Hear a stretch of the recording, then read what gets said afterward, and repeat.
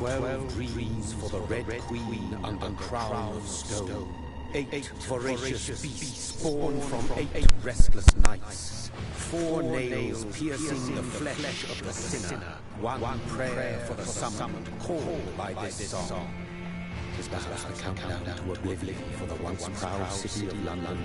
'Tis perchance her inhabitants' last dance alone to face death and pestilence. Confronted by the eerie and unknown, mortals became desperate for answers. A flock's flight makes for an omen, the falling of a star, a dire presage.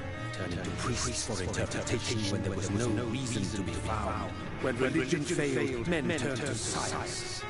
I saw them build such vain cities, crafting machines made for endless war. New questions flourished as old answers withered. What is darkness but lurking sun? What is war but enslaved stone? What is glass but tortured sand? What is song but a call to arms? What is hate but jilted love? What is life but death pending?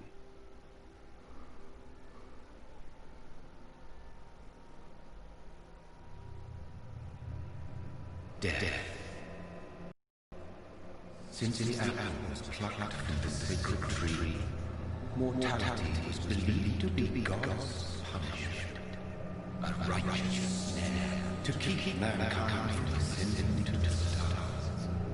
They were so wrong. Death is not a wicked thing, nor some holy retribution. A true punishment would be to never know its sweet kiss. Awaken from the hives and be born once more.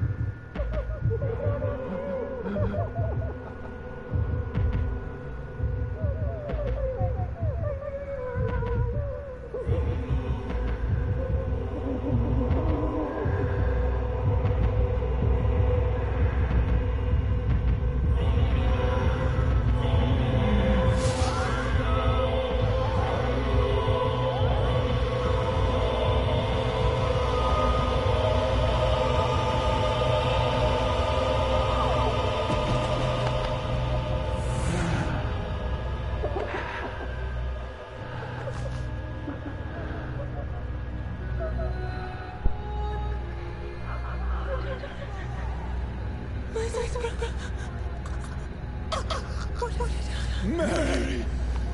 Oh, no! Mary!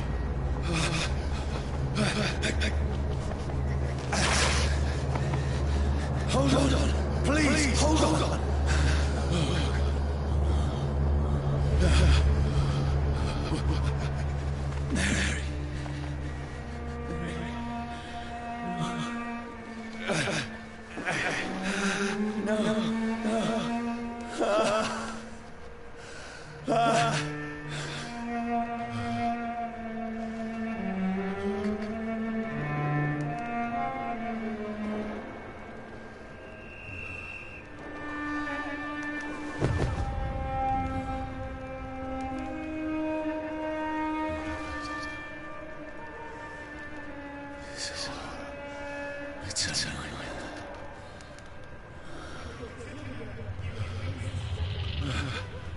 No! Please! A moment, let me explain!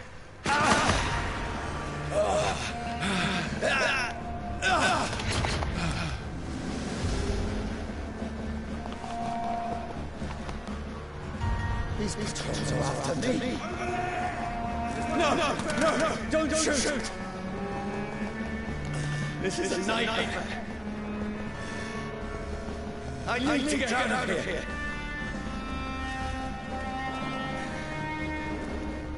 This can't be it.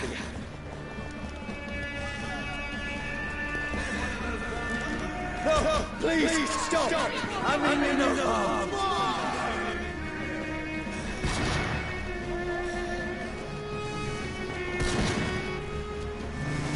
What's going on?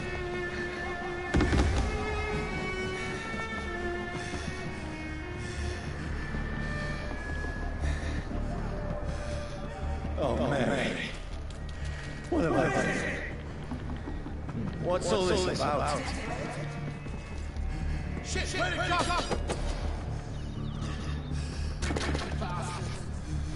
Now, I can defend myself. Kill the thing! Over there! Who are you? Stay back! Sorry, but you left me no choice.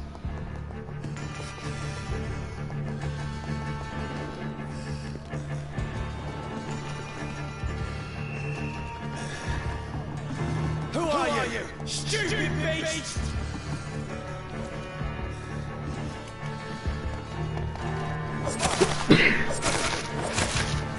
Sorry.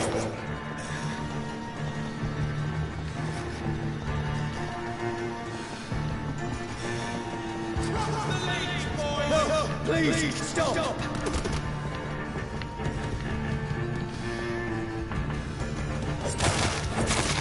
Who are you? Bloody leech!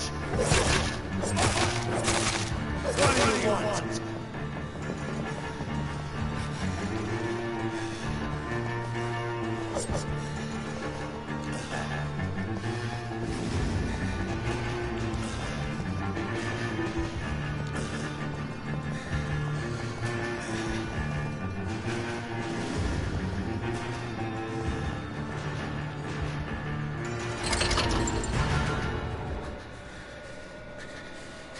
I mean you no harm. I need help. Die, you fucking leech! Please, listen to me. I can't make any sense of this. Shut up, beast! Who are you? What is this all about? What in God's Just leave me!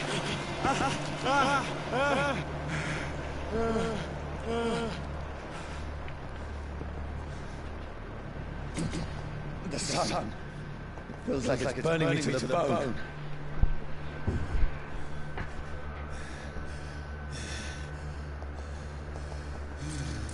You did that back. Oh shit. I need to find somewhere to hide. Let me go!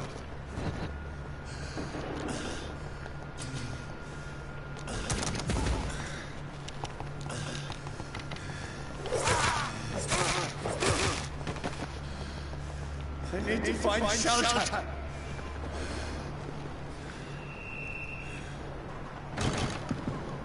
Is anybody there?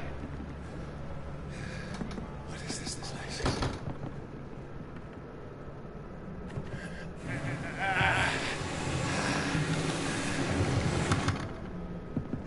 Place seems abandoned. I should be safe enough here.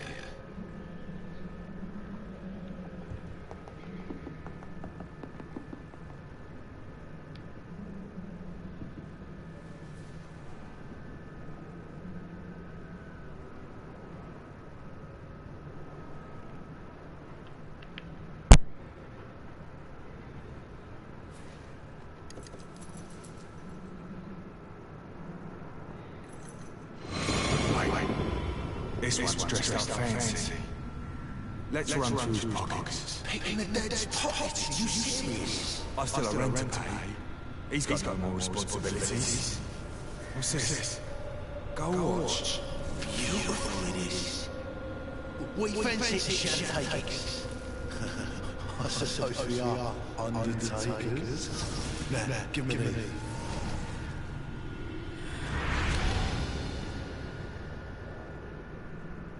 That's impossible.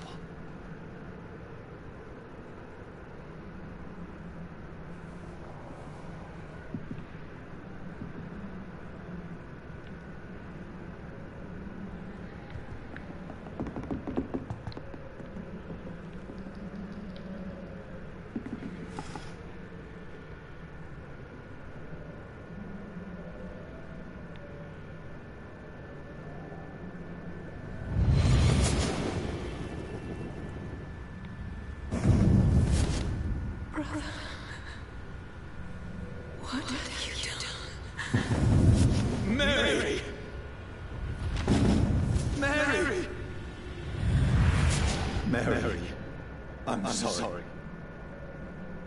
Whoever did this to us, I will find them.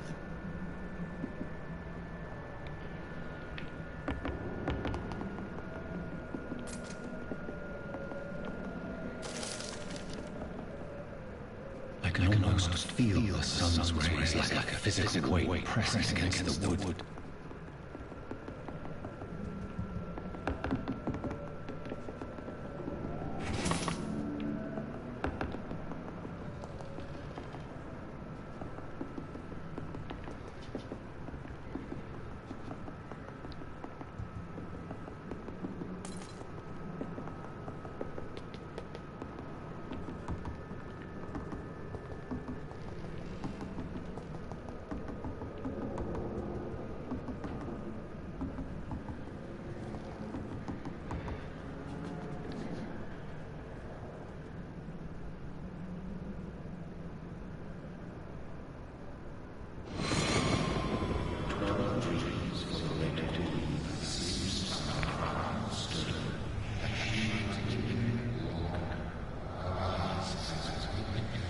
Who goes there?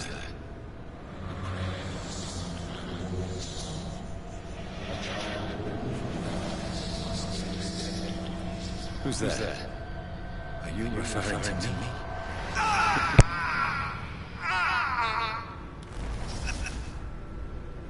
No! No! I still have so much to accomplish.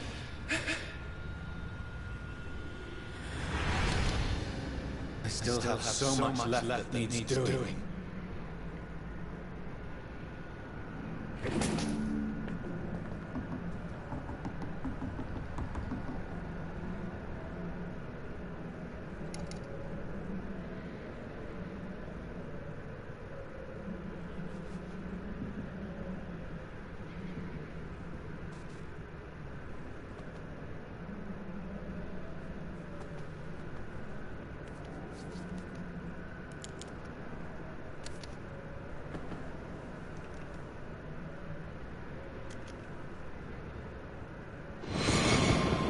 This was lost. We need to leave. And now! There's time. I can save him. That's the enemy coming! The orders are to evacuate the hospital! Done. He'll live. And now what? We fight. Killing is a hell of a lot easier than healing.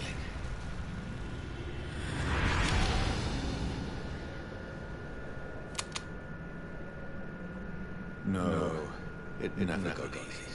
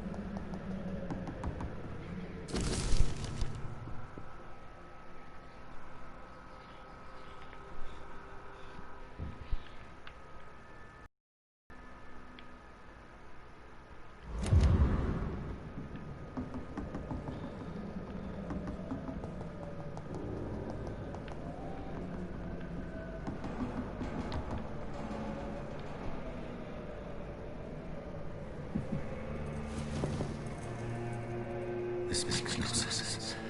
None of it. No sense at all.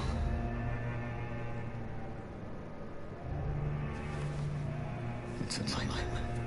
That's it.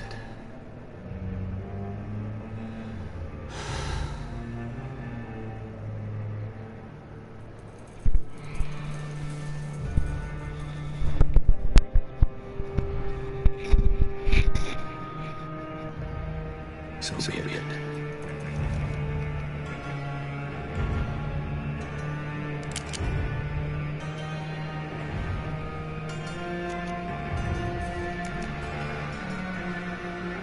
Rational thinking only.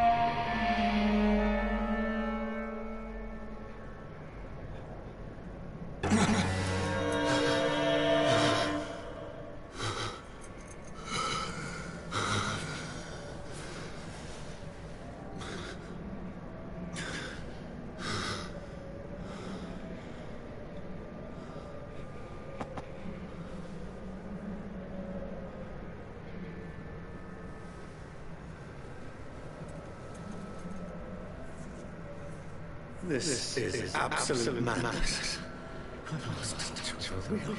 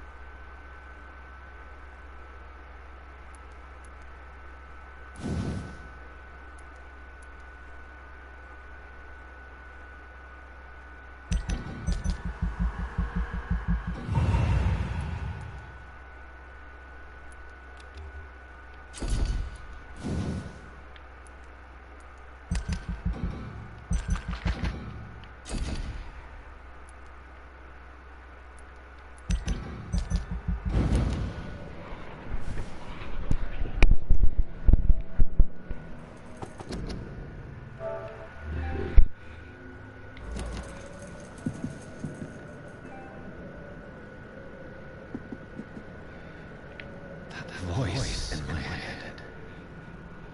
If I'm not mad, then it must belong to the one who made me what I am. I must find him to understand what I have become.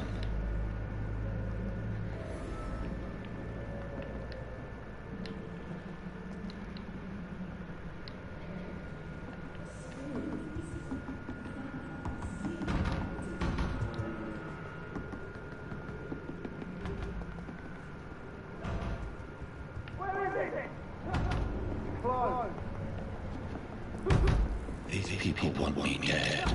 I need to leave now.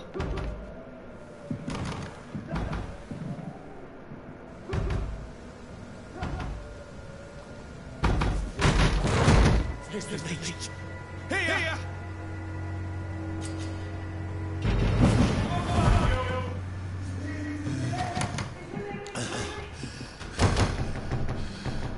My head's spinning.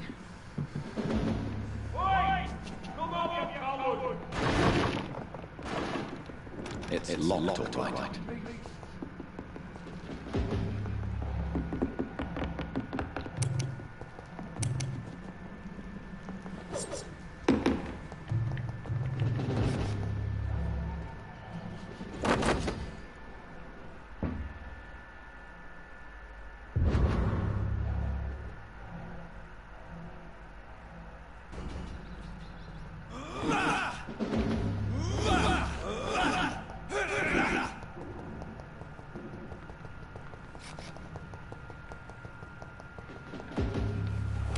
I'm still in Suffolk.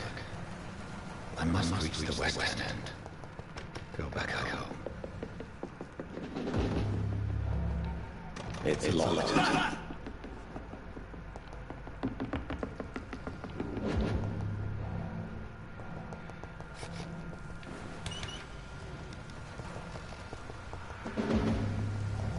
It's locked, all right.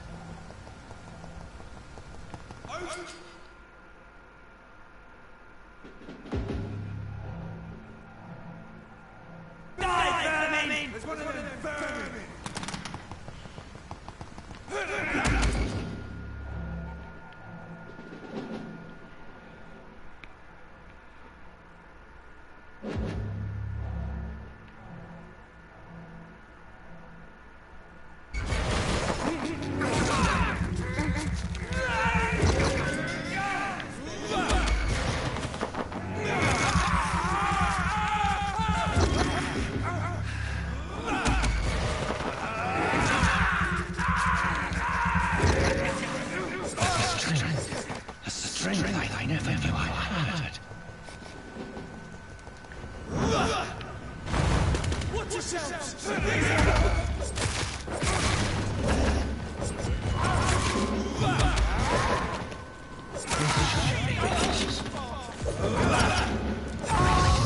Every fiber of my being is a fire. I feel like a child learning the limits of my body.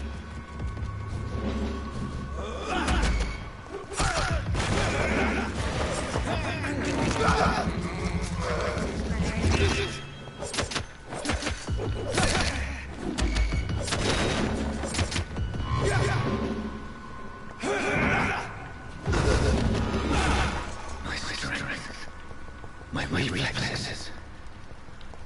I'm not human anymore.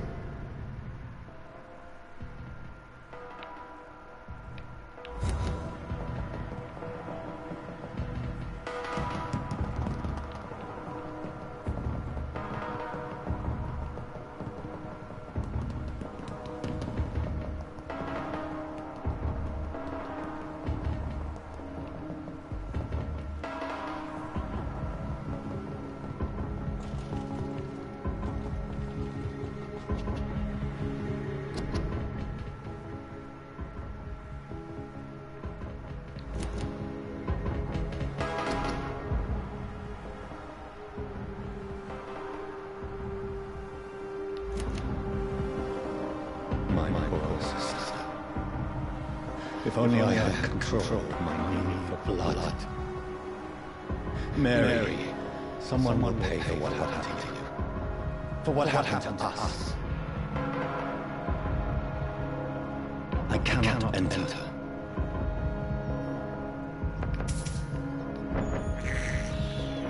This is despicable.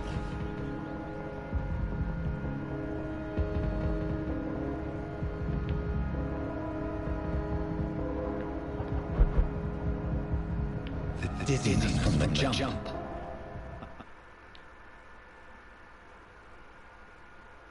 I can now control it.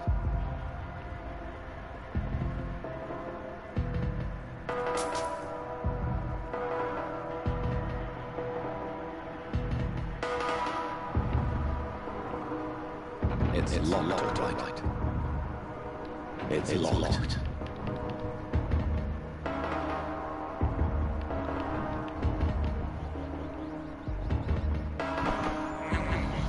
If I have this thirst for blood, what will London have to say to me?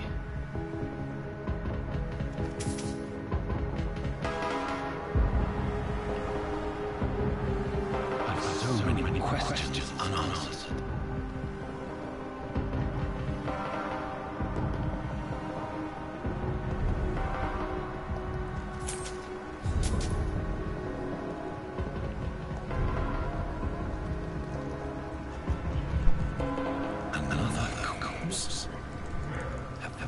Streets of London become a mausoleum.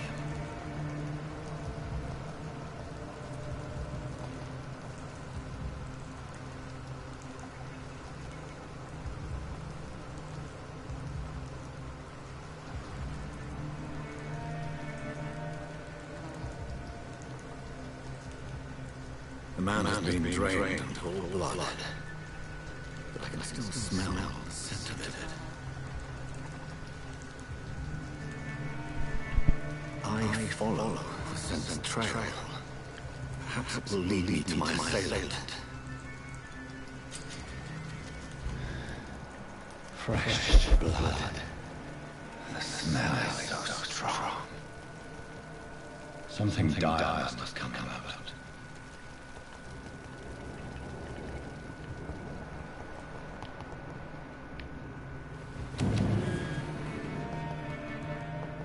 It's locked, all right.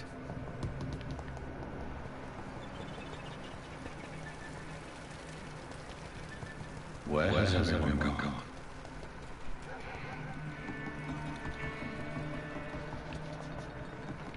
According to the blood patterns, that's where the victim was attacked. So that must be the killer's trail.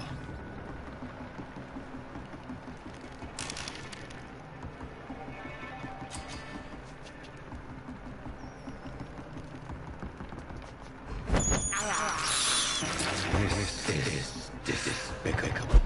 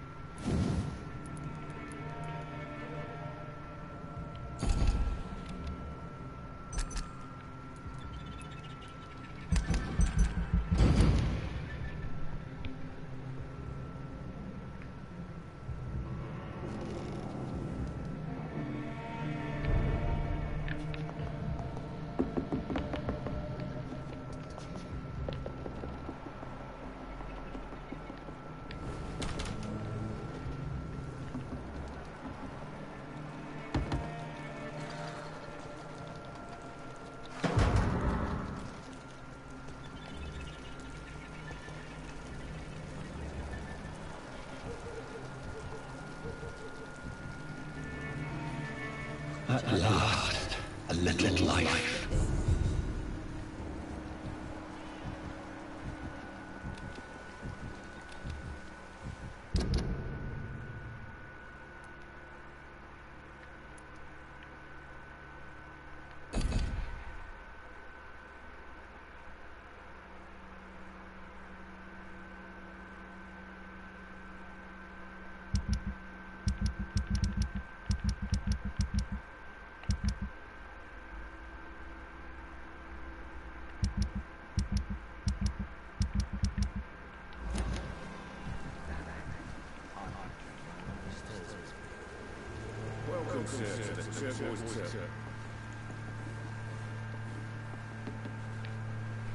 Oh, God, sir. You look like Jonah's whale just spat you out of hell. Can I get you a drink? No, thank you. I'm not thirsty. Well, grab a chair and get some rest. This is going to be another long night.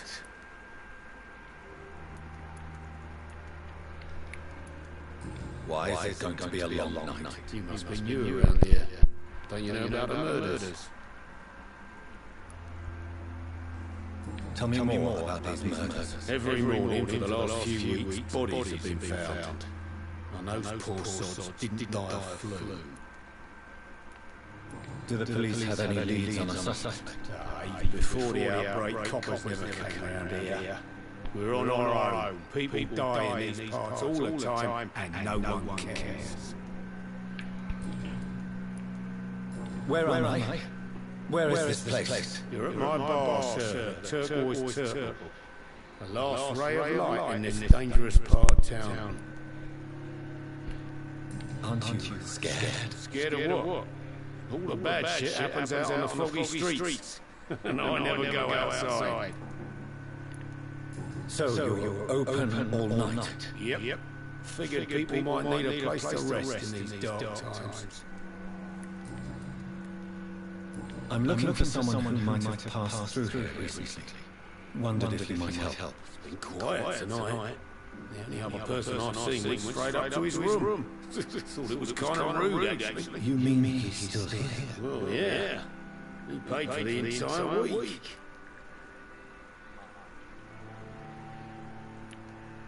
Who is this man? What does he look like? Like a gentleman, I guess. Well dressed, quite polite. Professor or something fancy like that. Always writing, reading notes. How long has he been here? He rented the room a few days ago and didn't say when he'd leave.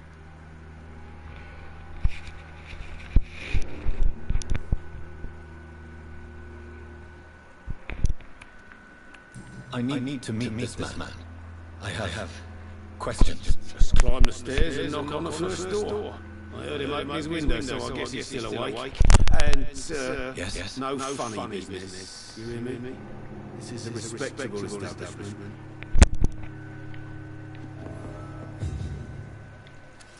Good evening, sir.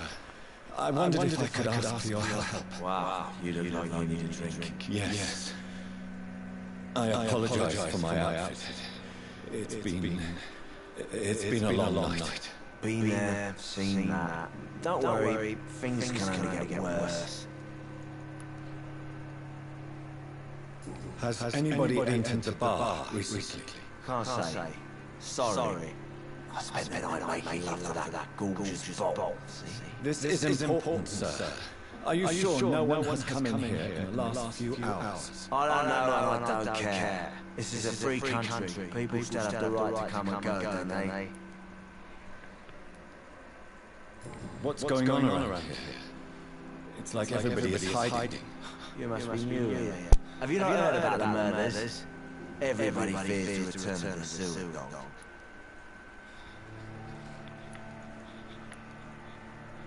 Who is this sewer dog? It's the local bogeyman. Convenient answer for every crime that happened for decades. You murdered someone, blame the sewer dog. Hey. You make it sound like it's a fairy tale. People will always believe in monsters. It's easier than accepting their own darkness. We can all be monsters. I'll leave you to your bottle then. I hope I live long enough to see them boot boys get what's coming to them. Hello, sir. Are you all right? Is there any way I can help you? I don't know. Maybe you could just talk to me. Maybe you prefer to speak with Tom then. He's more agreeable talking to strangers. What's going on around here? Where is everyone? Too many dead, sir. First the epidemic, and now all these terrible murders. The murders? What can you say about them? Bodies found in the streets every morning, drained of blood. It's just horrible. Some say the sewer dog is back. The sewer dog? What's that? No one knows. People have always disappeared around these parts.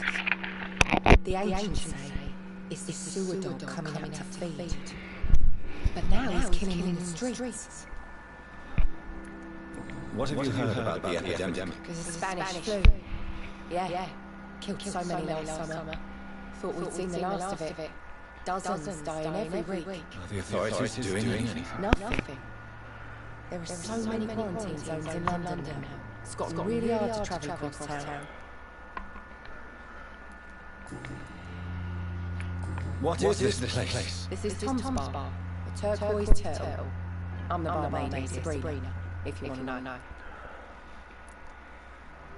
Are you always open this late at night? No, it's only since the epidemic started. Tom thought that people may need a safe place to stay. You don't seem to have much business. Where is everybody? Most people are sleeping right now. And those that are awake tend to avoid going out. What with the murders and all.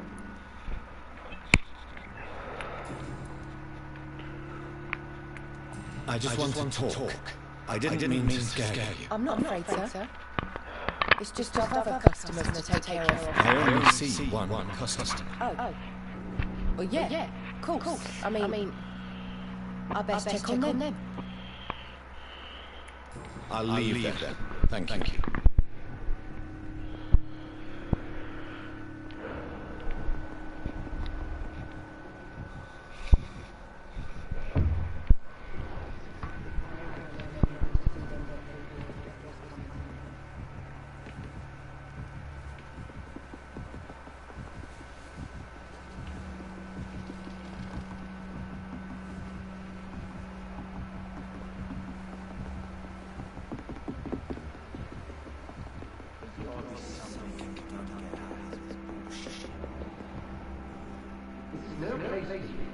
Freeway with several patrols roaming the area. They're looking for vampires. They're most suspicious. The lens of the killer has been identified. I have common objectives that I require. I think someone's eavesdropping. Please, sir. You might as well come in, whoever you are. Slowly, vampire! Who are you? I mean, you know. Say it, vampire. Present yourself! I need a word.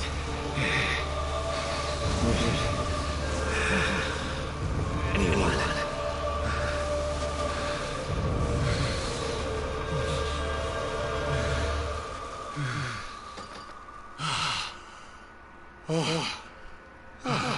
Well, that's something I can do for you.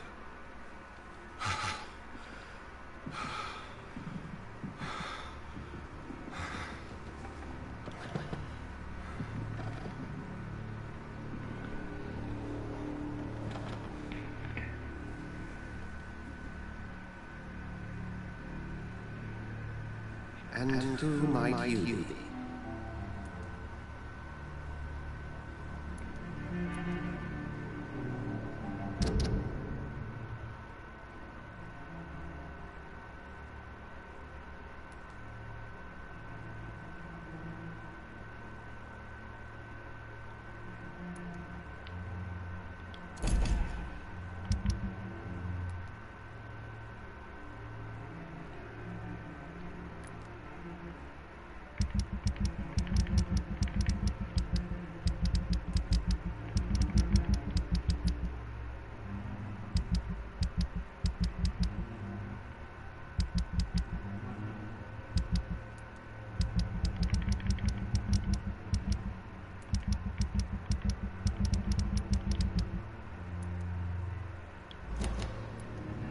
I'm not sure that I know you anymore.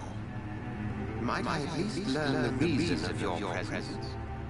That's none of your concern. Sir, you've entered my room in the middle of the night, pale as a corpse and shaking like a tree. So please, indulge me.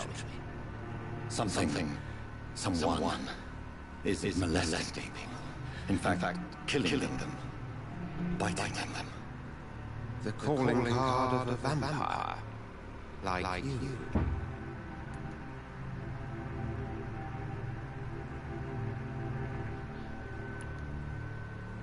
You seem the expert. How would that be? I have my secrets, as you have yours. Then if you are not a vampire, who or what are you? Dr. Edgar Swansea of the Brotherhood of St. Paul.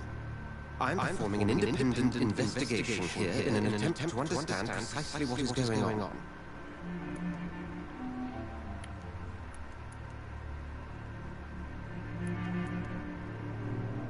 And what exactly is this Brotherhood? Sir, if the name is not familiar to you, then we shall discuss it another time. I heard another voice, that of a woman. Who were you talking to? Ridiculous. I've no idea what you're talking about. Something tells me not to trust you. Then the feeling is mutual. What have you uncovered concerning the murders? It started a few nights ago. Rumors of violent murders. The docs have always been, shall we say, somewhat unsavory. But this is different. How different? A vampire is at work here. Famished, reckless. It must be brought to ground, and quickly. Then help me find the culprit. I may. If you'll first tell me why you opened this door. I followed a trail. The scent of blood from a recent victim. It led me here. You thought I was your aggressor. That explains a great deal. We're both chasing the same shadow.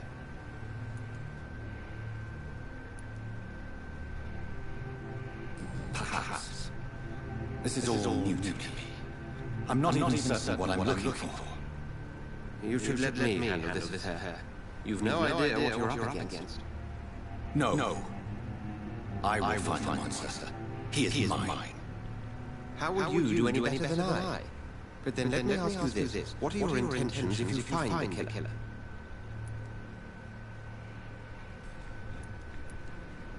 I will at last have the answers to my questions.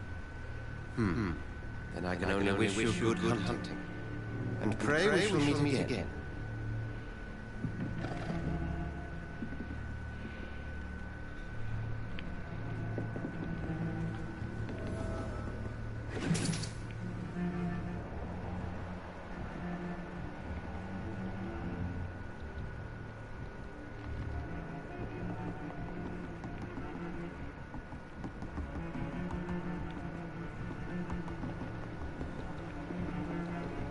If Swansea is not my attacker, it means somebody else came here tonight.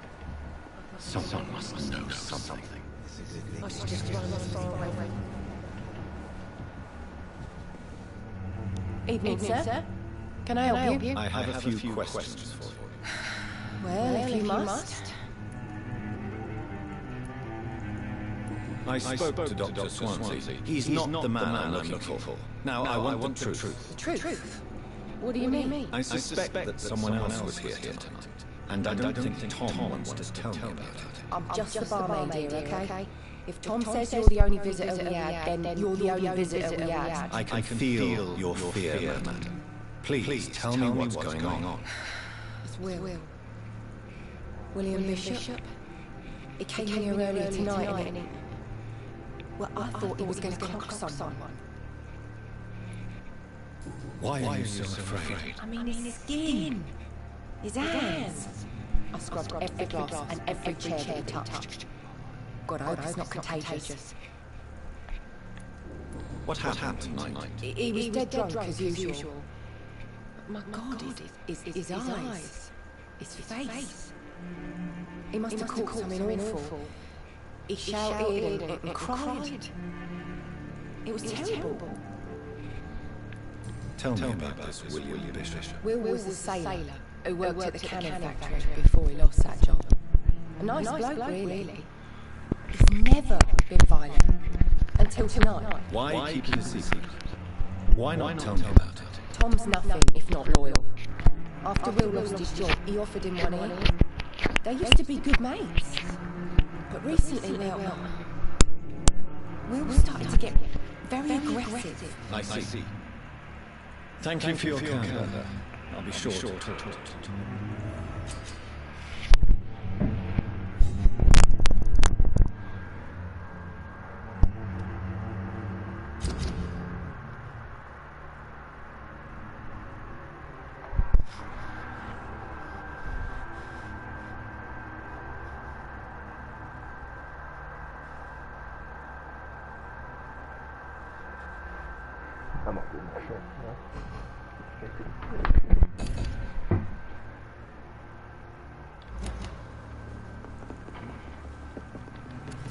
Hello, sir.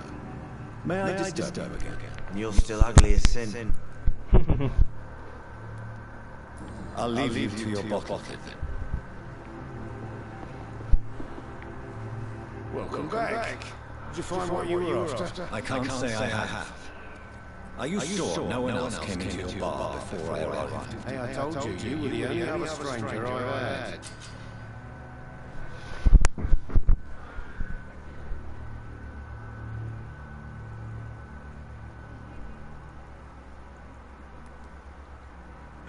Tom, talk to me about the visit from your old friend, William. Yes, Will came by tonight, but he's not my friend anymore.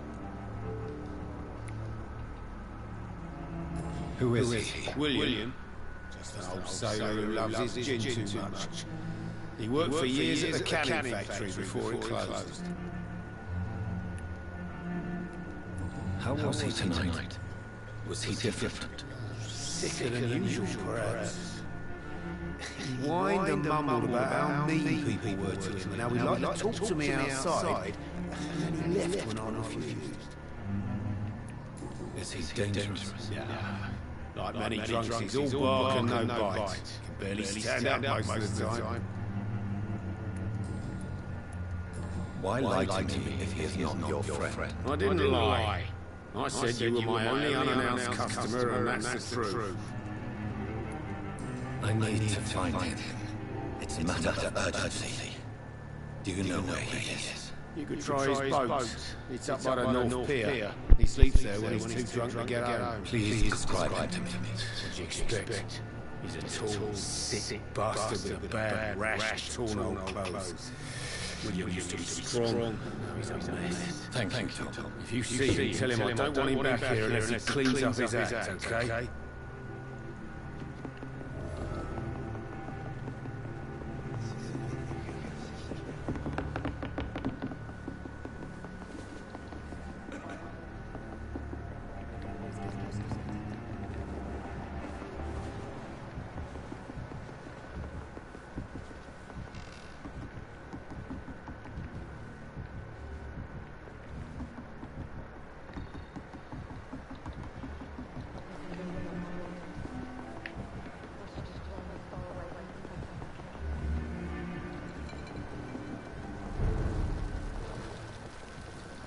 I will get to the bottom of this intrigue. What's being done to me, to the city.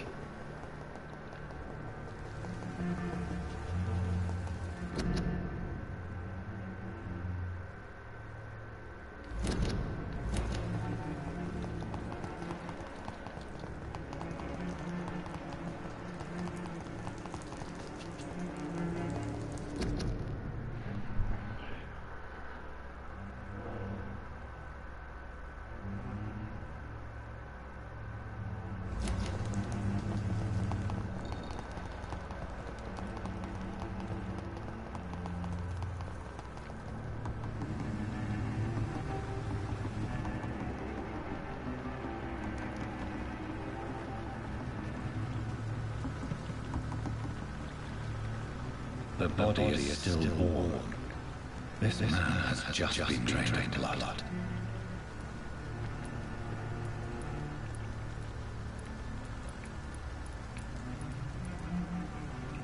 What's this? Some sort of note. This man was armed. He tried to defend himself. This corpse has been dried of its blood, just like the previous victim. blood and empty gin bottles. This bishop fellow is something of a heavy drinker. There are blood splats on the other side of the canal. I must reach that part.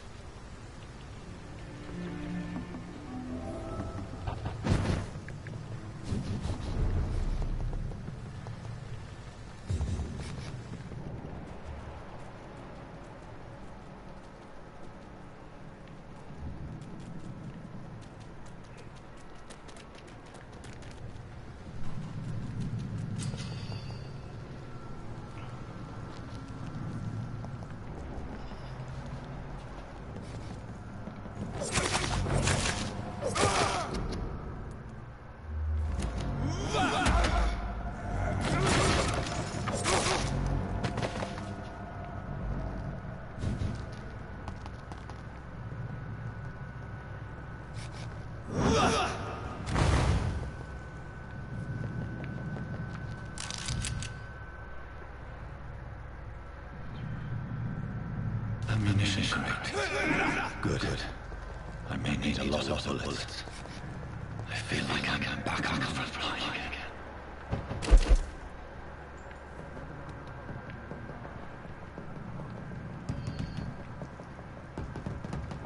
Over there! There's one of them!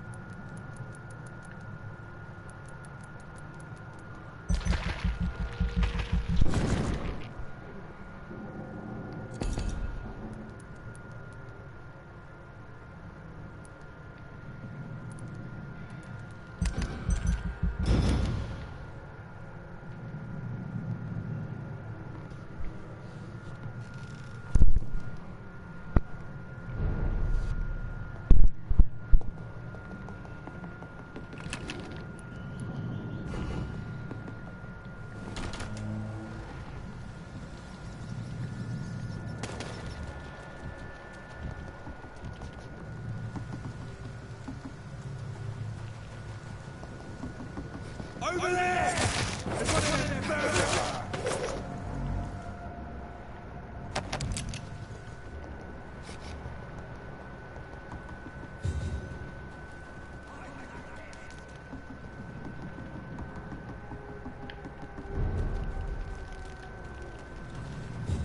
Fresh blood. The whole building reeks of it. The scent is so strong it makes me dizzy.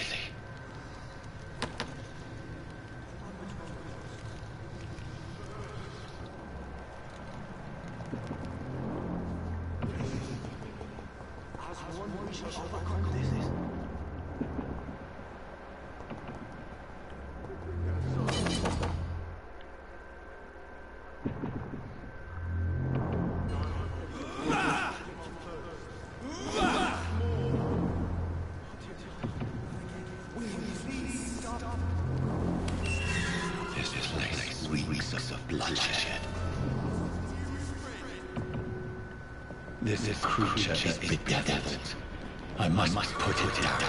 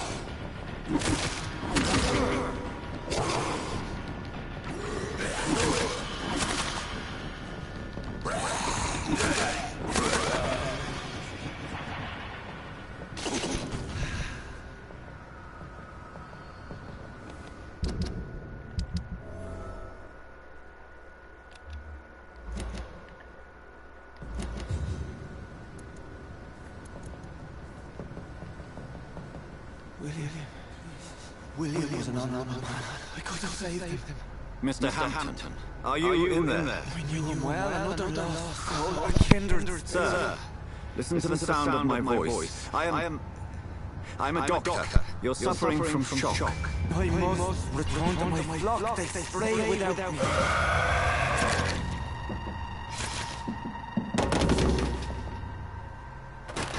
Remember, certain skulls are every bit as resistant as we are. Who are you? What do you mean by skull? You truly are a newborn. I should have realized. Wait. You are the woman from the bar. Are you like me? Can you help me? I believe so. I already have.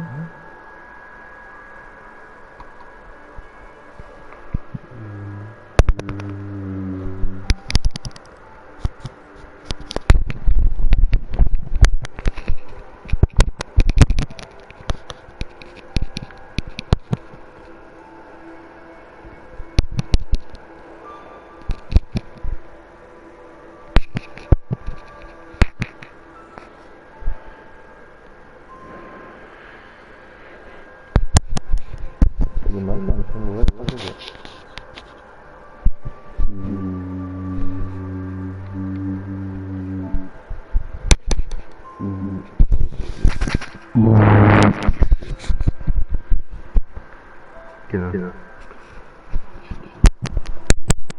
By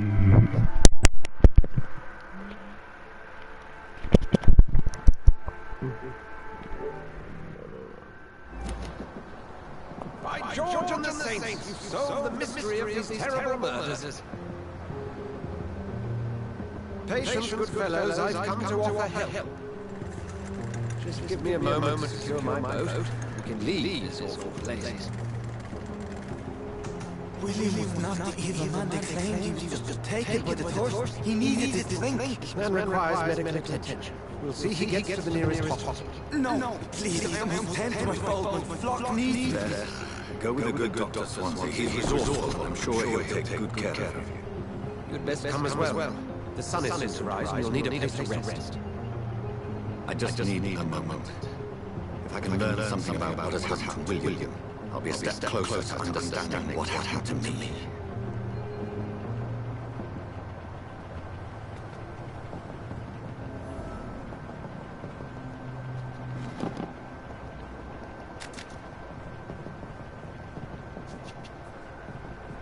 This poor creature can't be my maker. Could it be some subspecies of vampire? I must find a place to analyze the blood.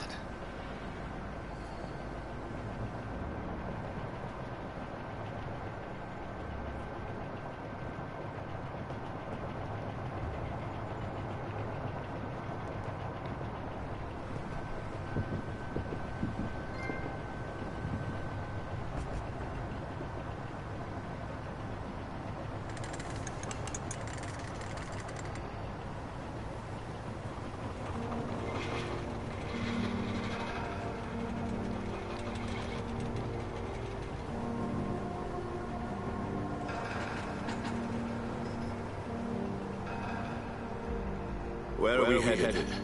We're on our way to Pembroke Hospital. It's just across the canal. They'll have a bed for poor Mr. Hampton. William was... What manner of creature was he? Predator, prey, villain, and victim. Who can say? The important thing is that he's been stopped. Duly noted. And the woman? What? Who is she? What woman? Oh, don't play me for a fool. You used me to locate that skull. You must know who she is. I thought you were a gentleman. You shouldn't talk about a lady behind her back, but I will tell you she values her privacy. For London as peaceful as she appears from the middle of the canal. If only that were the reality of the situation. To be honest, I've always tried to avoid this part of town. Pembroke Hospital is the last bastion between the rest of London and the epidemic. The flu has decimated the East End and the war still rages. Welcome to the front lines of a plague. This is where you work, Dr. Swansea? I am the administrator of Pembroke Hospital. I thought you were here in service of your mysterious order, the Brotherhood Of St. Paul's Store, yes. But first and foremost, I'm a man of science. A physician, like yourself, Dr. Reed. How do you know who I am? No need for modesty. You are Dr. Jonathan Reed, a surgeon of some caliber and renown, if I'm not mistaken. You are correct, sir. I knew it. I had my suspicions. But when you took the blood sample from the corpse of poor William, I was certain. Dr. Reed, marvelous. Have we met? I attended 3 of your seminars before the war. I have the utmost admiration for your research. And what a turn of fate. England's most esteemed blood specialist returns to London a vampire. That word, again, from a so-called man of science. I understand. Traditionally, the role of science is to refute myth, but when myth walks among us, the Brotherhood of St. Paul has dedicated its purpose to their study. There's so much for you to learn. And for that, you are right. Well, then let me be blunt. Join my staff at Pembroke Hospital. As a physician. I suspect you'll not find a better post of employment to contemplate your predicament. It's sudden. I was returning home to see my sickly mother. But alas, that was before contracting this affliction. Dr. Reed, take a moment to consider. The post would be for the night shift, providing a good explanation for your absence during daylight hours.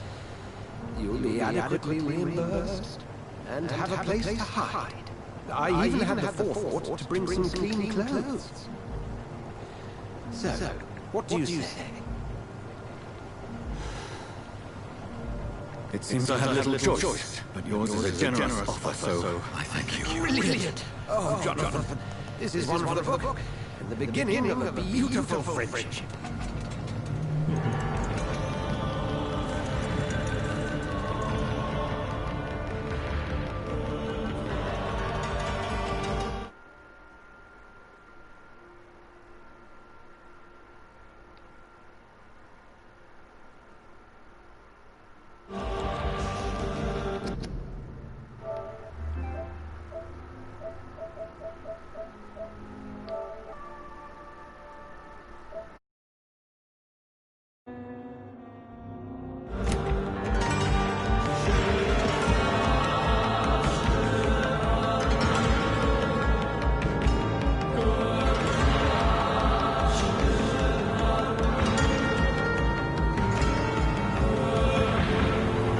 Dr. Swansea, thank goodness. I was beginning to be concerned.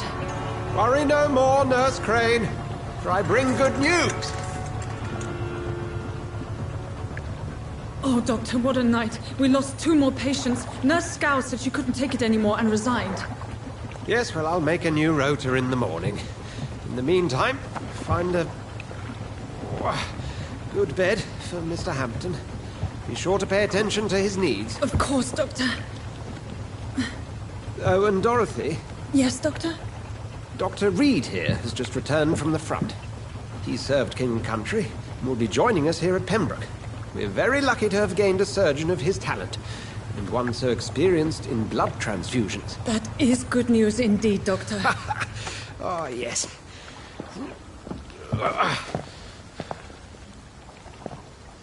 Here at Pembroke, it's not what we have, but what we haven't. It's only thanks to Nurse Crane and the staff that our ship isn't sink. If you have any questions, just ask her. Duly noted. Thank you. Your assistance is required, Dr. Swansea, immediately. Welcome aboard, Jonathan. We'll catch up after my rounds. Coming, Nurse Crane. I'm coming.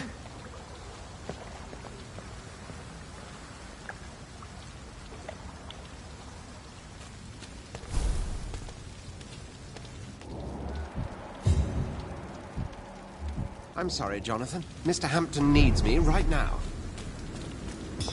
Come on, you bastard! You can do better than that!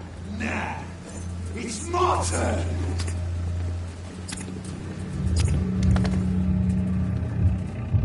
Rotten or pristine, each heart contains the seed of life.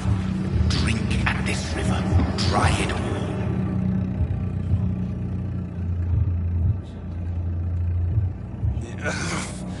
Oh, come on, you bastard! I won't bite! Sir, please. You've lost too much blood. Calm yourself. You think I didn't notice? Stop your staring and get me to an hospital, you arse! Insulting a good Samaritan. Not exactly the way to get rescued. Alright, sorry. I am in pain here. My guts are spilling out onto the street and you're yabbering on. Yes. That's a very nasty wound you've got there. Take my word, I am a doctor. Dr. Jonathan Reed. Name's Clay Cox. I'd appreciate you helping me to a better place, Doc. Follow me, Mr. Cox. Let me assist you to that better place.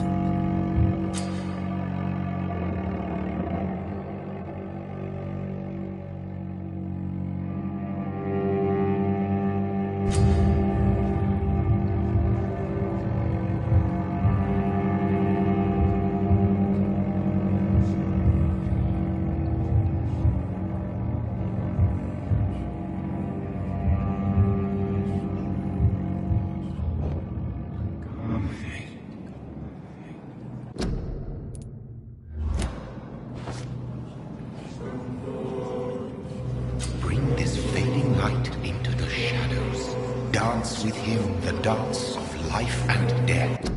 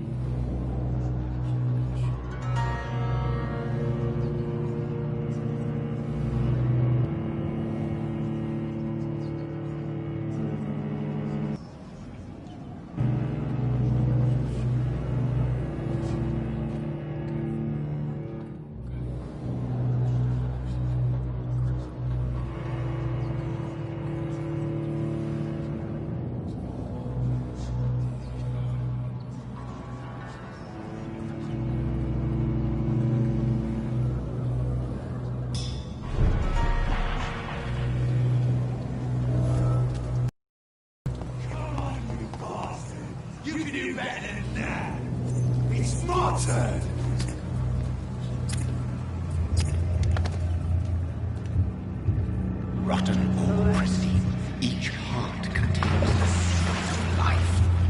Drink at this river, try it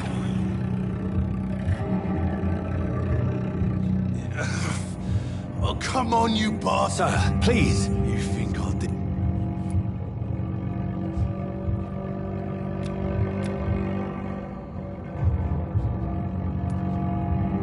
Insulting a good... All right. Yes. Follow me, Mr...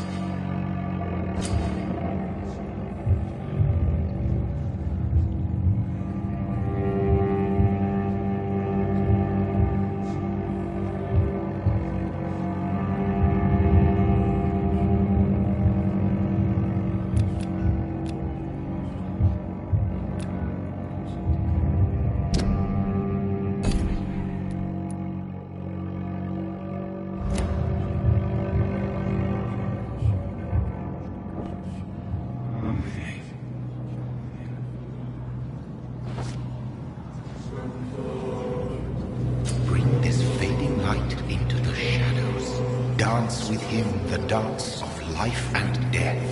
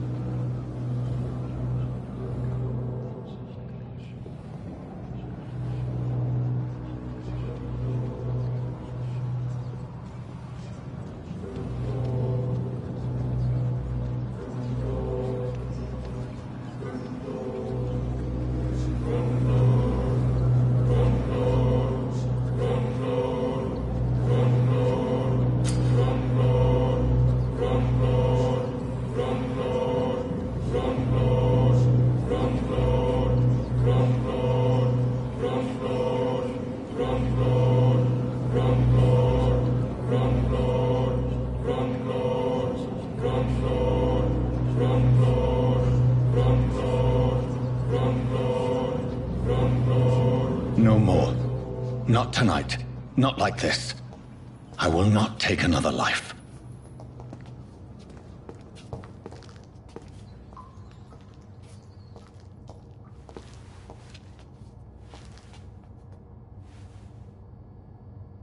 Did I black out? Whoa, I feel giddy. What? What happened? Whoa, I feel giddy.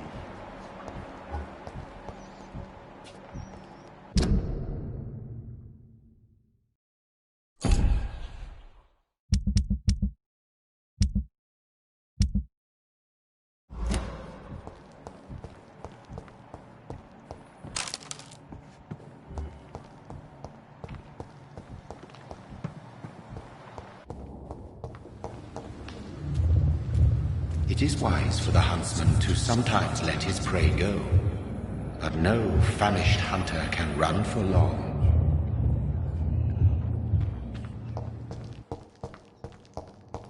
Did I black out?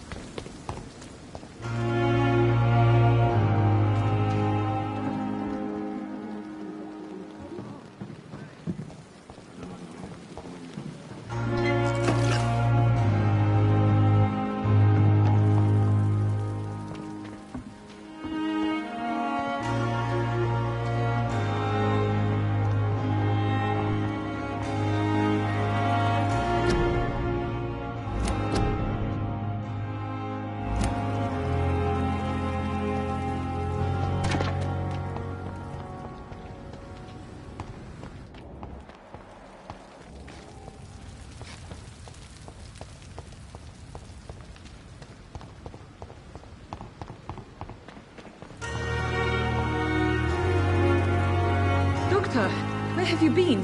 I've little time to play hide and seek with new staff members, no matter how illustrious they may be. I found a wounded man by the docks. He answers to the name of Clay Cox. He requires urgent medical attention.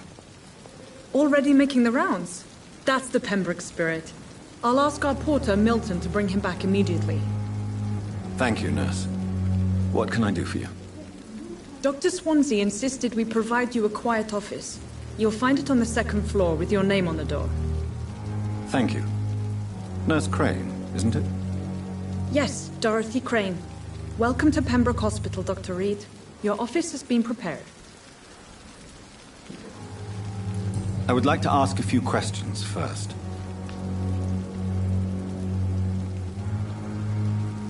What kind of man is Dr. Swansea? Well, you accepted the job from him. I thought you would have known about your employer.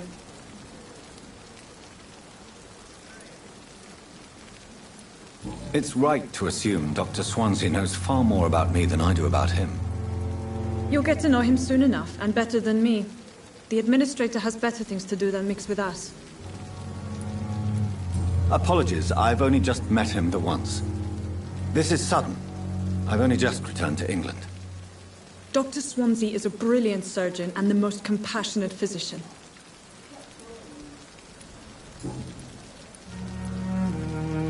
And Mr. Hampton, the patient we brought in, how does he fare? I gave him a sedative to help him sleep. Poor thing was in quite a state of shock. If you could point me in the direction of my room again, nurse.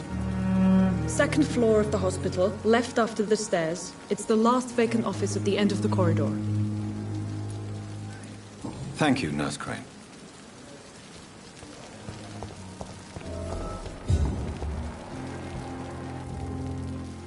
Good evening, sir. I'm Dr. Jonathan Reed. I'm new here. I've already heard about you, Dr. Reed. I'm Milton Hooks, the ambulance driver for this shithole of a hospital. That's quite a blunt introduction, Mr. Hooks. You can call me Milton. I like to speak my mind, Dr. Reed. Perk of the job. Don't judge me, and I won't judge you. I'm not sure I understand what you're talking about. Well, I'm no doctor, but I'm pretty sure a gun can't be used as a surgical instrument. You have a keen eye. I learned to shoot during the war, and have carried one ever since. Old habits die hard. No need to explain, Dr. Reed. And if you ever need a better gun, remember, I may have something for you.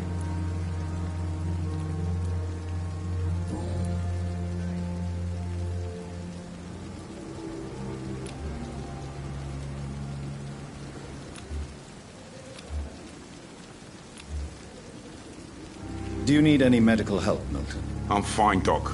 Physically, at least. But I would give everything to be in a better place right now.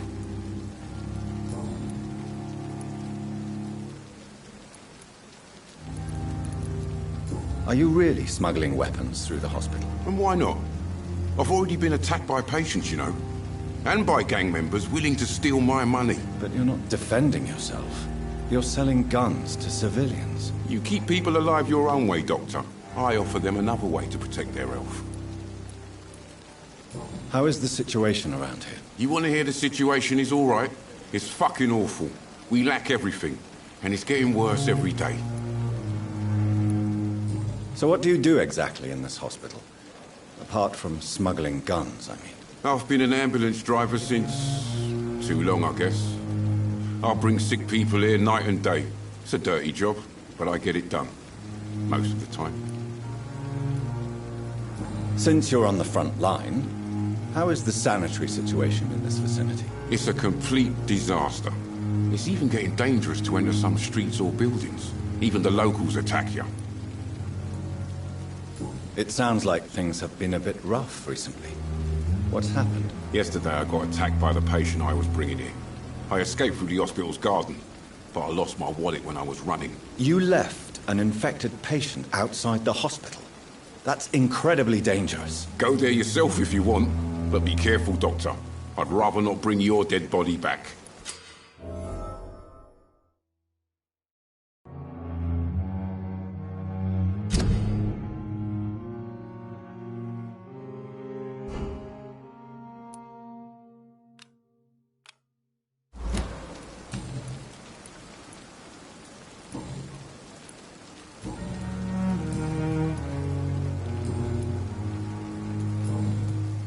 I'd like to see your goods. Wise choice, Dr. Reed. A reliable gun is what everybody needs these days.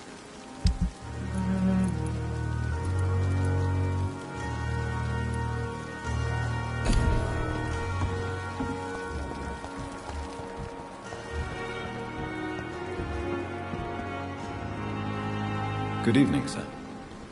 So it is true. The famous Dr. Reed has joined us. I can't think of any better news during these terrible times. Do we know each other? Actually, yes. We met once before, at the Rockefeller University in New York. Dr. Tippett, yes, I remember. I was assisting Professor Carell in his research about coronary bypasses. He had nothing but praise for you. He was also very confident about your future. And look at you now. Eminent surgeon and blood transfusion specialist.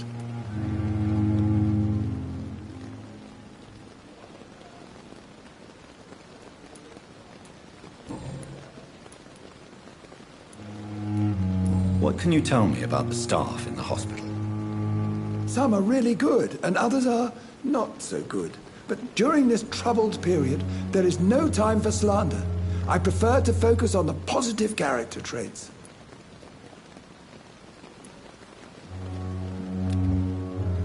Tell me more about cherished people, then. Nurse Brannigan is a pearl. She is the most helpful and dedicated nurse I've ever worked with. A clever and cheerful woman. You really seem to admire her skills. I'll go even further. If she was a man, she would be a damn fine practitioner. Any opinion about the management? I don't always agree with Dr. Swansea's reserve. But I must admit, he does all he can to keep this facility running during this crisis. Ah, yes, the burden of command. I was fed up with this concept while serving as a medical officer. Don't get me wrong. Swansea's a good administrator. I just wish he would get out of his office now and again. What is the Pembroke Hospital situation? And please, speak freely. This hospital is not exactly the best of London. I'm sure you are used to working in a better environment.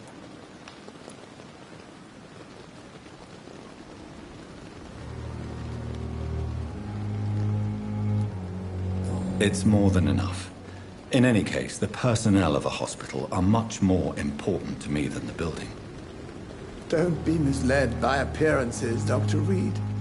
This hospital does not lack talented people. It just lacks hope.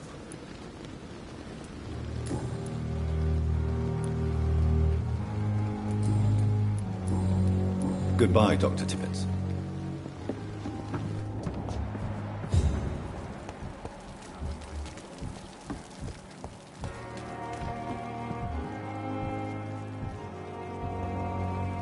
Good evening, nurse.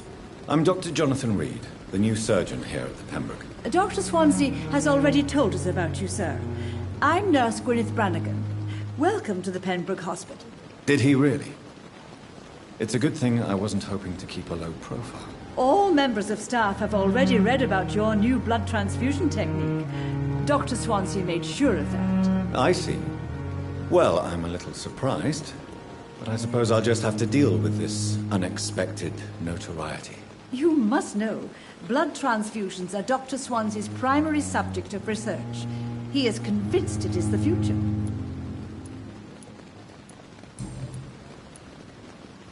How are things here? Not good, to say the least. We're struggling against an invisible enemy, more lethal than any bullet from a gun. It's hard, Doctor.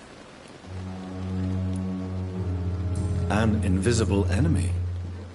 Quite a poetic term for a disease, especially from a nurse. Sorry, Doctor. These last few weeks have been exhausting. We could all do with a good night's sleep.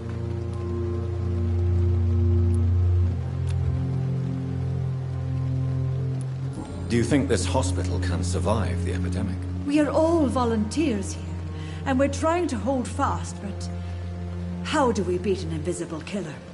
Some nurses have already resigned. Do you require medical assistance, nurse? Thank you for your concern, but I'm fine.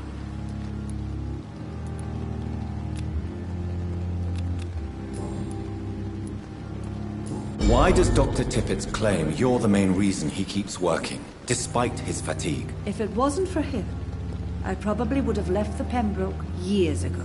Dr. Tippett does not think of you as just a nurse anymore, does he? If you're suggesting he's not taking my gender into consideration when it comes to medical practice and knowledge, I really hope he doesn't.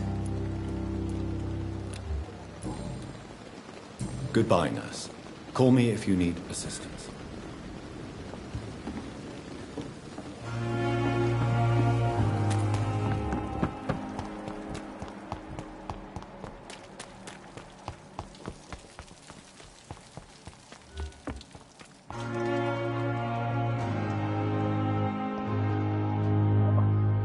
What happened? Did I black out?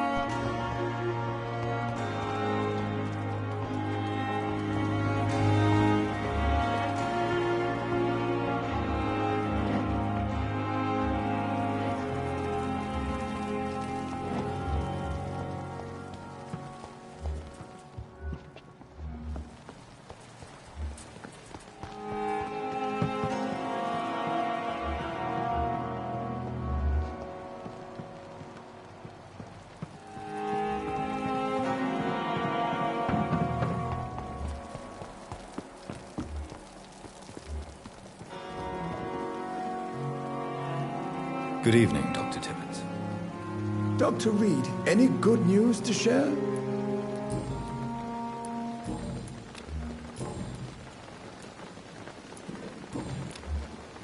Do you need any medical assistance yourself? Come on, don't be ridiculous, dear colleague. Goodbye, Dr. Tippett.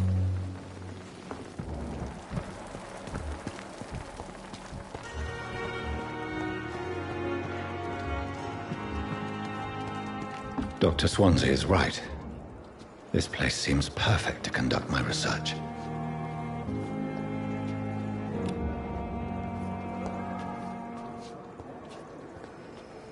Good evening, miss. I'm Dr. Reed, the new surgeon at the Pembroke Hospital. And who are you? Your name has no meaning to me, mortal. You're nothing but dust blown by the winds of eternity. I beg your pardon? What are you begging for, mortal? My clemency? Well, tonight maybe I'm inclined to mercy. You'll never forget the night you met Thelma Howcroft. You keep calling me mortal. Why is that? And if I'm mortal, what are you? Well, Dr. Reed, if you must know, I'm a vampire.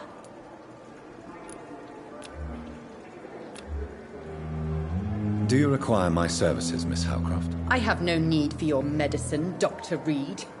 Blood is the only drug I need.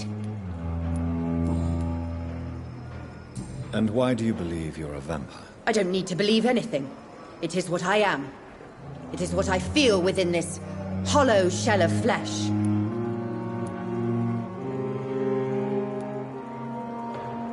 I see. Have you ever heard of Cotard's syndrome? Miss Howcroft? Never. It's a mental illness discovered by a French neurologist named Jules Cottard. The affected patients are delusional. They believe that they are putrefying, that they are dead, a ghost or a ghoul. Or in your case, a vampire. Delusional, you say? Oh, sad and petty mortal. You can't even begin to understand the concept of immortality. And you think it is I who am delusional.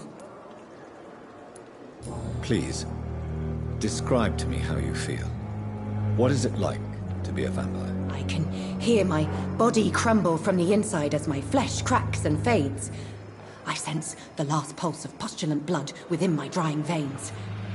I need new blood.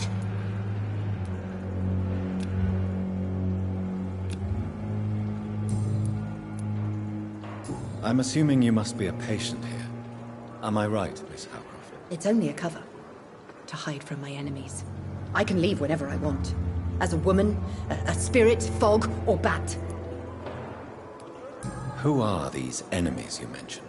Can you describe them? I cannot say for sure. But I sense their eyes on me from nearby. I feel them watching me every time I visit the garden near the morgue.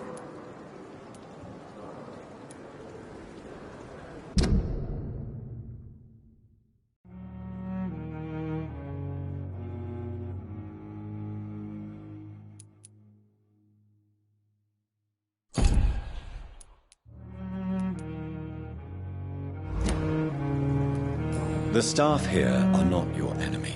They're here to help you, to care for you. I'm not speaking of the doctors in white. I'm speaking of the men and women who hunt me. For I am a vampire. I see. Don't worry. These people will not find you here.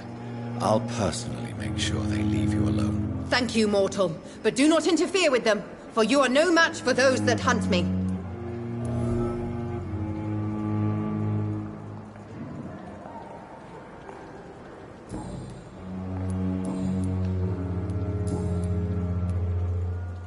Who are you really, Miss Howcroft? I mean, apart from being a vampire. Is that not enough for you, puny mortal? What do you require? Proof of my powers? I'm curious to know who you were before becoming a vampire. No, such a long time ago I don't remember.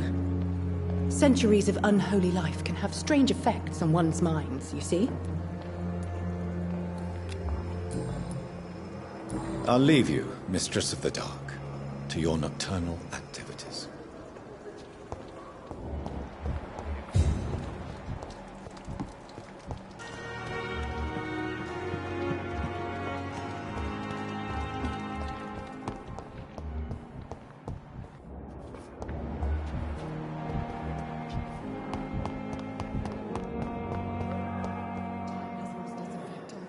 Good evening, sir. I'm Dr. Reed. I believe we're going to be colleagues. Reed? Yes, I've been informed about your arrival. I'm Waverly Ackroyd. Welcome aboard, I suppose. Does my arrival inconvenience you in some way, Dr. Ackroyd? Let us just say that I don't particularly share Dr. Swans's enthusiasm for hiring you. What we need here are reliable professionals, not overrated dabblers.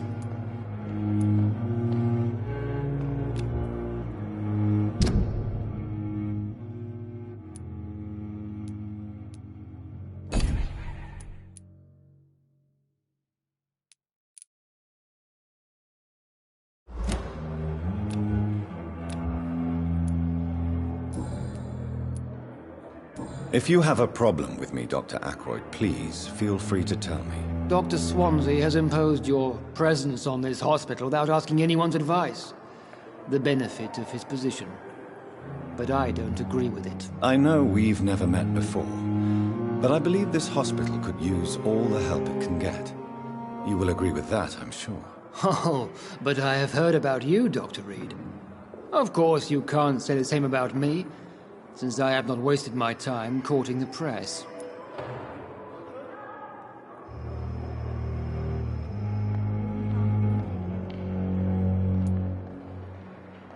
There is no need for such animosity between us.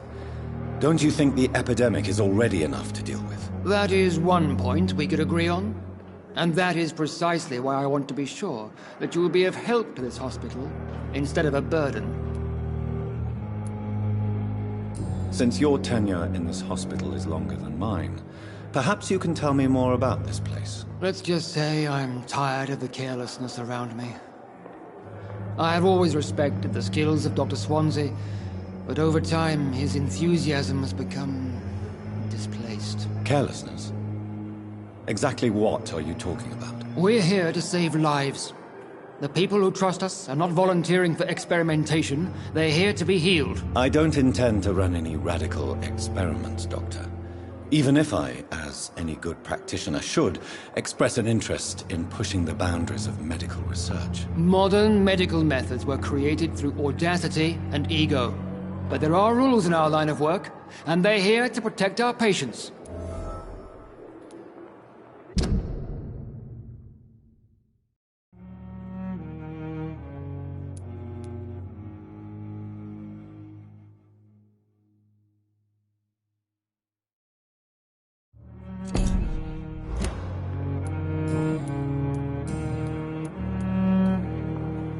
I don't know what you've heard about me, but I have already proved my value as a practitioner. I don't question your skills, Dr. Reed, but your motive.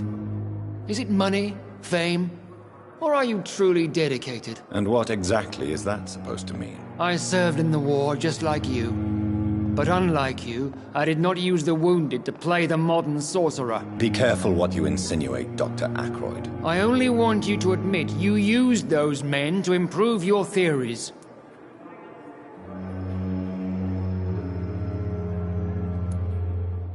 This is ridiculous. My blood transfusion technique saved many lives, and you know it. You see? That is exactly what I hate about people like you.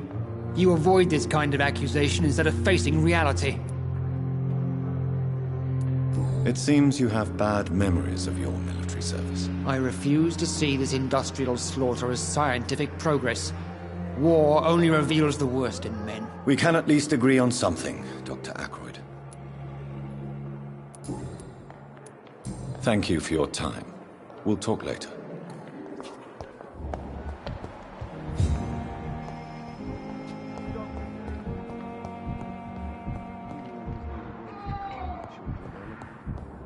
As for me... I'm with me. Good evening, madam. Can I help you? It's my son who needs you, sir. I'm Dr. Jonathan Reed. How can I help your son? I'm Beatrice Goswick, mother of Mortimer Goswick. Could you check on him, please, Dr. Reed? I've heard much of your talents as a physician.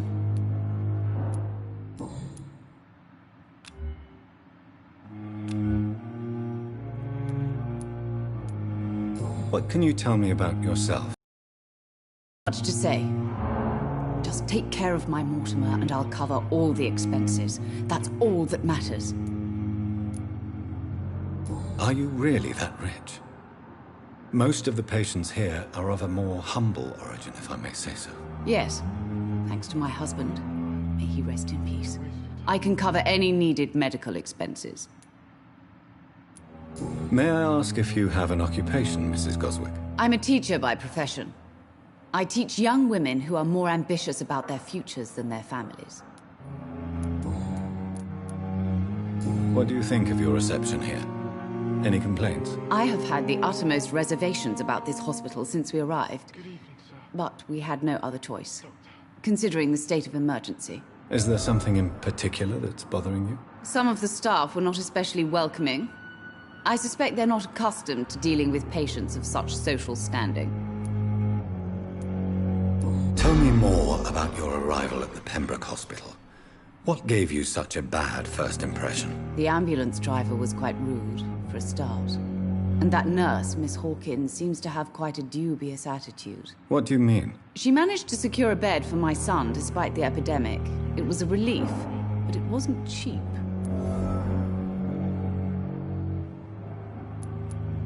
She charged you for a bed? Yes, and I paid without question, considering the urgency of the situation. I share your concern, Mrs. Goswick. Be sure that I'll talk to the people involved. I don't expect compensation, Dr. Reed. But I'm aware such behavior would not be tolerated in other hospitals.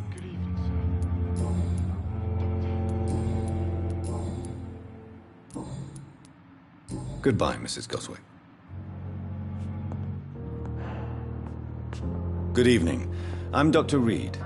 Can I help at all? No. Really? Why are you here, then? I don't want to talk. My throat hurts too much. I suppose that this pain is the reason you're here. Is someone taking care of you? Yes. And no. Could you at least tell me your name, sir? Mortimer. Mortimer Goswick.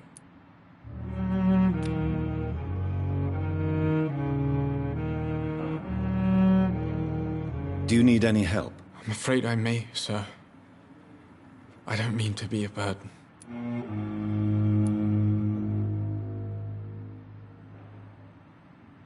I will see you later.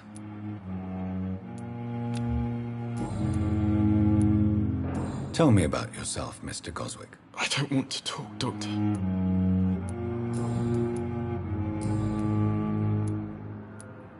How painful is your throat, Mr. Goswick? So painful I'd rather not talk at all, Doctor.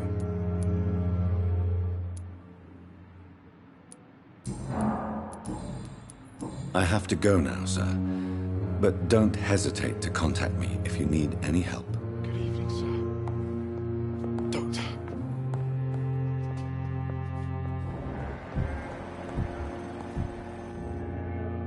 Good evening, sir. I'm Dr. Reed. May I help you? I don't know if a third opinion is needed. Your colleagues are already arguing about my condition. I see. Would you mind telling me more about your situation? I'm Harvey Fiddick. All I want is to get me bloody arm fixed properly.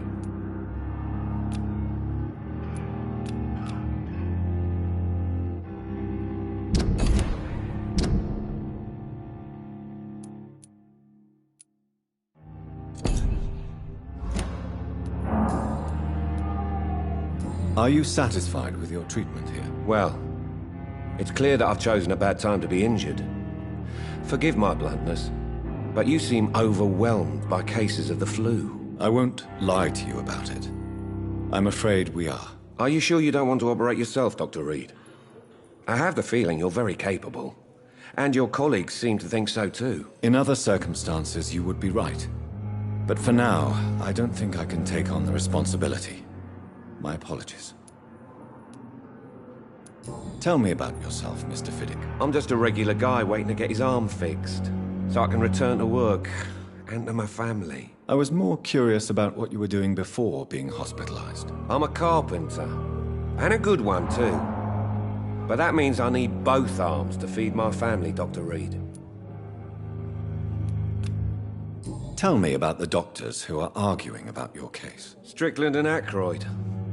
They both want the best for me, but there's a lot of pride there. Doctors are no different from carpenters, it seems. What do you mean? I often had professional arguments with rivals on a building site. Difference is I disagreed about wooden nails, not flesh and bones.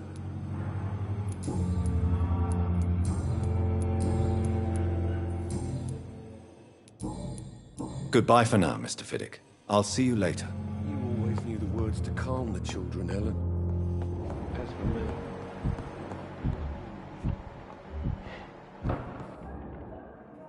Good evening, Doctor. I believe we're going to be working together. Dr. Reed. Dr. Swansea informed us of your arrival, but I could not dare to believe we'd have such good fortune. Such an honor, sir. Thank you. And you are? I am Thoreau Strickland, Dr. Thoreau Strickland. I'm a great admirer of your work, Dr. Reed.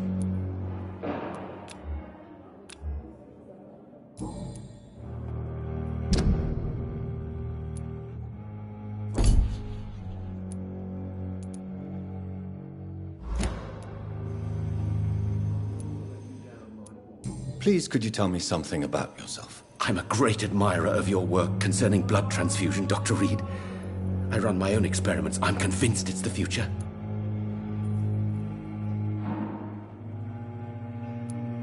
What made you choose to be a doctor? I'm not ashamed to admit you and your work have inspired me. I am honored to have the opportunity to work by your side.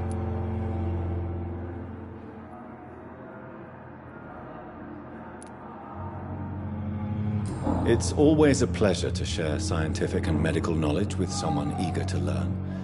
I'll be glad to help you if I can. This epidemic may be the century's most terrible disaster, but I'm convinced that we, as doctors, are the only ones able to defeat it. I based my technique on my mentor's research. He helped me perfect my method.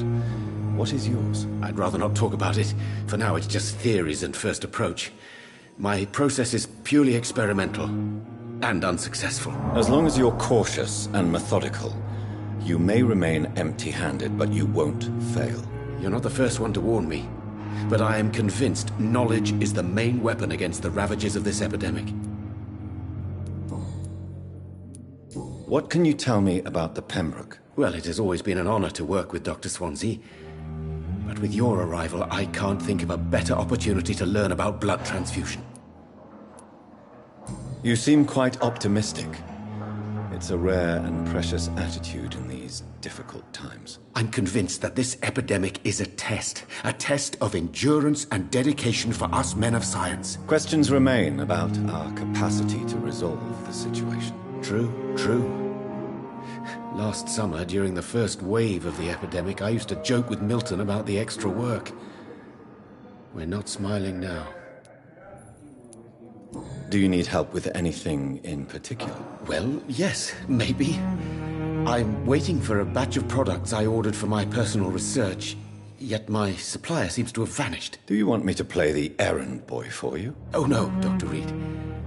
But if you went personally to his shop, what with your reputation and all, he wouldn't dare to refuse the products I need. I see. Well, give me the address, for I may pass by if I have time.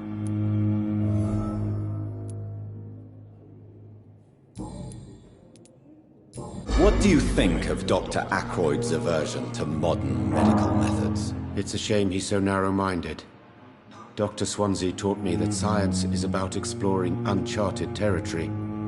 I'm convinced that's true. With the influenza and all that's going on, you should put your differences aside, don't you think?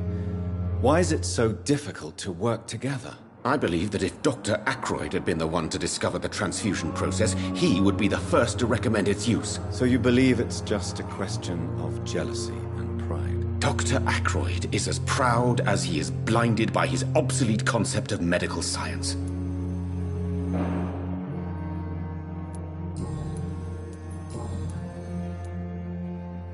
Tell me more about your willingness to experiment with new medical techniques. Harvey Fiddick is a patient suffering from a severe injury that could cripple him if not treated correctly. I'm convinced your blood transfusion technique could help him. What is it you really want? To save him, or to prove your point? Fair question. I want nothing but to save my patient, Dr. Reed. Especially since I know Mr. Fiddick's story. This personal involvement could also appear to be a lack of impartiality. You must know that a good surgeon must remain neutral. I agree. But that does not excuse Dr. Ackroyd's behavior. A man who did not even take time to converse with his patient. Do you think keeping his distance was a mistake? All I know is that I'm taking care of human beings with desires, hopes, and fears. Not some biological machine comprised of blood, bones, and flesh. Tell me Mr. Fiddick's story. Our first diagnosis was compromised because Mr. Fiddick lied to us about the real origin of his injury. He first claimed it was an accident. But why would he hide such crucial information from us? Because he is a proud father, ashamed of putting his children at risk because of his own negligence.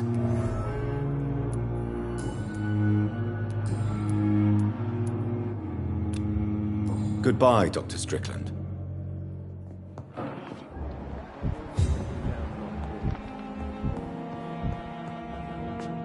Good evening, Mr. Fiddick. Good evening, Dr. Reed. Any news about my operation?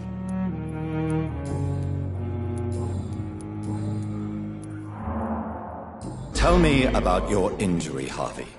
Why do you feel so guilty about it? My wife died because of me. And now I may lose everything because I've been careless enough to hurt myself. What an arsehole. How could your job be responsible for your wife's death? I was working a double. She went out to bring me a hot meal and got caught in a German bomb raid. You can't hold yourself responsible for your injury, Mr. Fiddick. Unless you tried to hurt yourself. Of course I didn't hurt myself. But I can't work until my arm is fixed. My children need to eat, Doctor.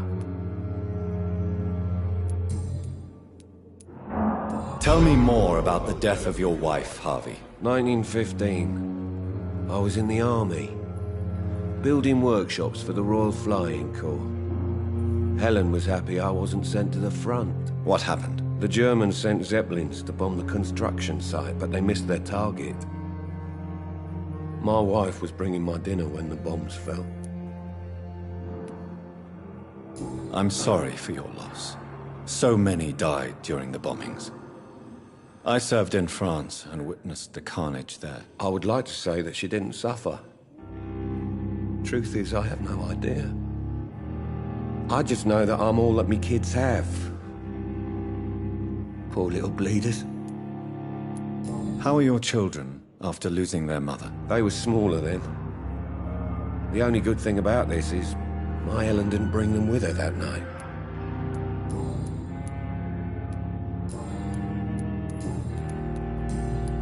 Goodbye for now, Mr. Fiddick. You always knew the words to calm the children, Helen. Trust me.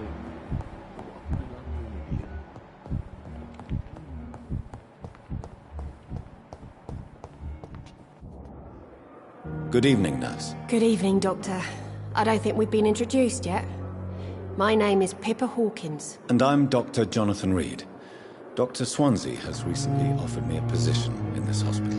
Well, it's a euphemism that your help will be appreciated, Doctor. How would you describe the situation at the Pembroke Hospital? It's serious. The flu is wreaking havoc amongst the staff and patients. We are running out of everything. You must get a hold of yourself, nurse. Sorry, I'm exhausted. No one has any idea when this epidemic will be over. Nurse Hawkins, the Spanish flu won't last forever. Even the Black Plague didn't kill everyone. I wish I could believe you. But what if this epidemic was worse? What if in the end, nobody was spared? How long have you been a nurse? Well, long enough to see that the epidemic is winning. And no matter how qualified you are, don't tell me you'll change that.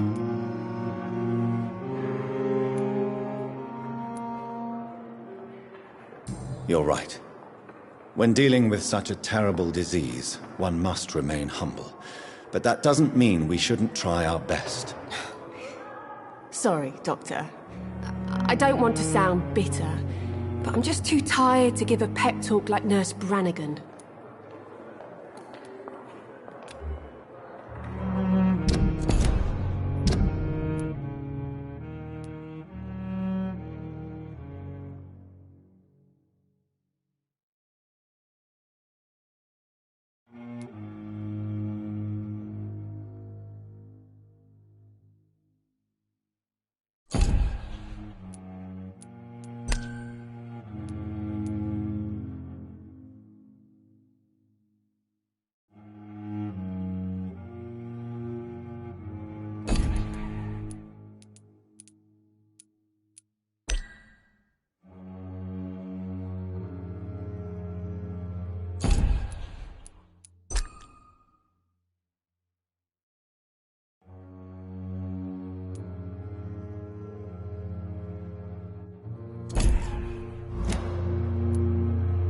How is the Pembroke staff coping with the epidemic? Not well. Milton, the ambulance driver, is even more grumpy than usual, especially concerning doctors. Why is Milton grumpy on a daily basis? Is it just an act? Milton's not the kind of man who's bothered about a bad reputation, whether he deserved it or not. Why does Milton dislike doctors? I don't know. Just ask him. But be warned, Milton is not the chatty type.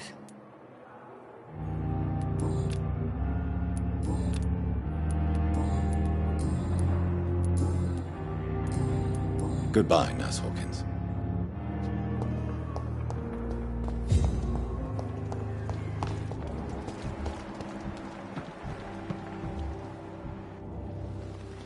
Good evening, Nurse Brannigan. Good evening. How are things here? Not good, to say the least. I'm not... Brilliant Most of them. It would be...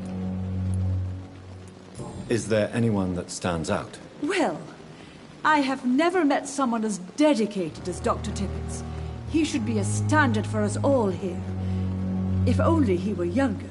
Why should his age be a problem? I guess it's fair to say he's always pushing himself to the limits. He just doesn't know when to stop and get some rest. I'm not familiar with all the staff yet. Perhaps you could help me. Brilliant professionals, most of them. Dr. Swansea has a gift for recruiting talent. Most of them. Is there a problem I should know about, Nurse? It would be inappropriate for me to speak ill of a colleague. Nurse Brannigan, if you do know something, please tell me. Anything you say will be held in confidence. No. I may disagree with some conduct, but in the end, everybody is doing their best.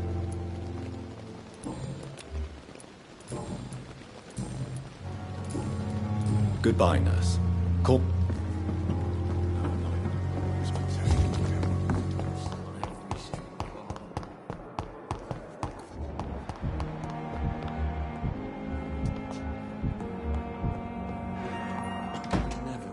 What can I do for you, Doctor? What kind of... Well, you accepted... And Miss... I gave him a... Thank you, Nurse Crane. I will not let you down, my boy.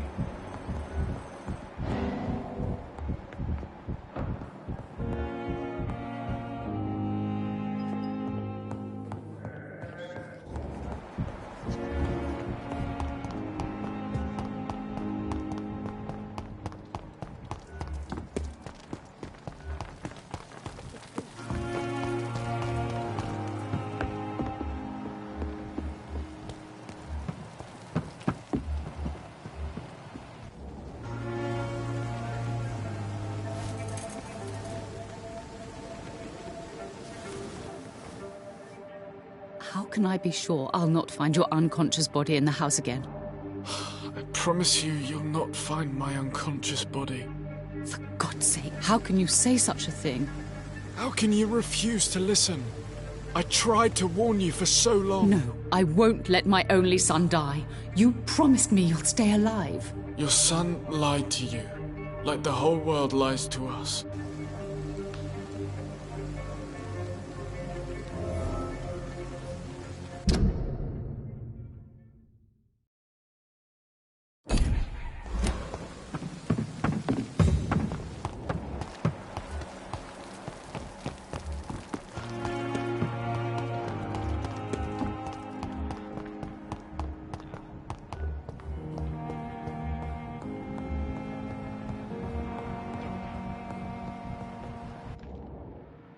Good evening, Mr. Goswick. I'm okay.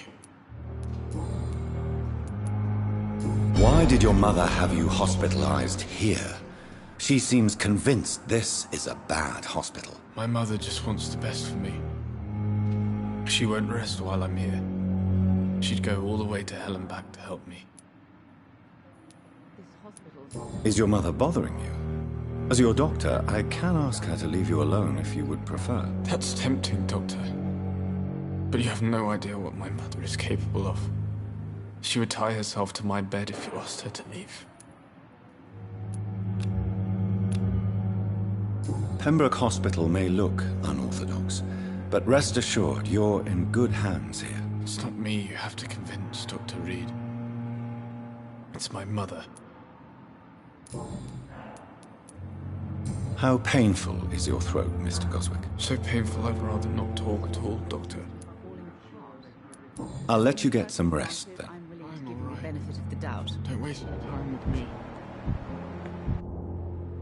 Good evening. I'm okay. Admit it, Mortimer. Your mother had you hospitalized here because you tried to kill yourself. Yes, it's true. All right, then. This is the first time we've really shared information about your case. Shall we call this progress? Call it what you want, Dr. Reed. But in the circumstances, You can trust me. I won't report you to the authorities. My one and only concern is your health. I guess I should thank you then. Can I help you in any way, Mr. Goswick? I wrote a letter for my mother. She was supposed to read it after my death. But I suppose she doesn't have to read it now. I see. And is this letter still near the place where you tried to take your own life? Yes. And I don't want anyone reading my last words. I mean, I'm still here. If you bring me back that letter, then perhaps we'll talk.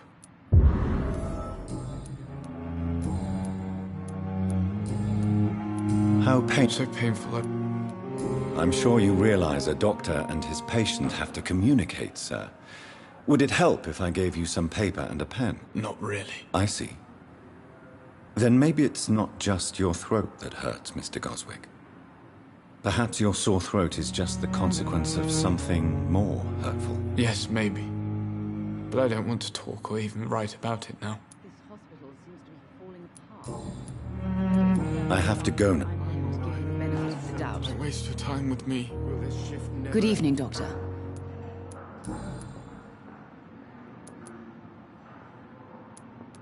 Tell me more about... The ambulance driver was quite rude, for a start.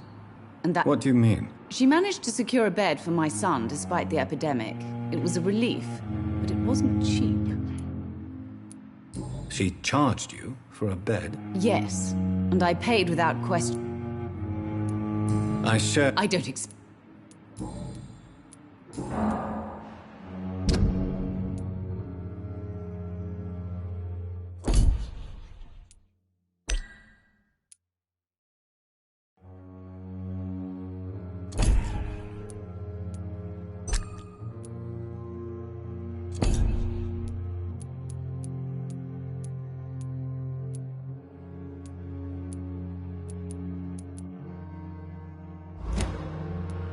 Goodbye, Mrs. Goswick. You sure we're making a difference?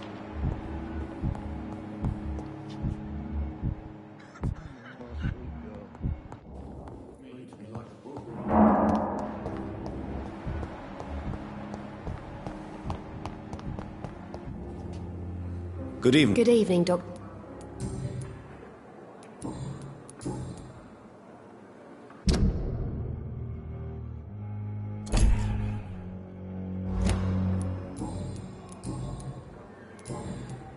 Goodbye, Nurse Hawkins.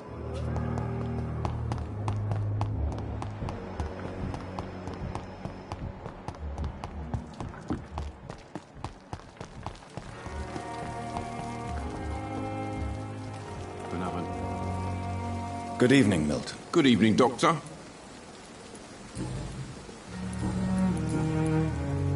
Why do you have such a mediocre reputation among your colleagues, Milton? Fuck them. Nobody knows the horrors I've seen since working here. This city was sick long before the epidemic, Dr. Reed. I know it's a difficult task, but correct me if I'm wrong. Is this not the job you are paid to do? I've seen babies left to die while their brothers were properly fed. Underage girls and boys sold to all manner of perverts. I'm sorry, I don't know what to say. Yeah, exactly. We lack words. So excuse me if I don't look on the bright side of life. Goodbye, Milton.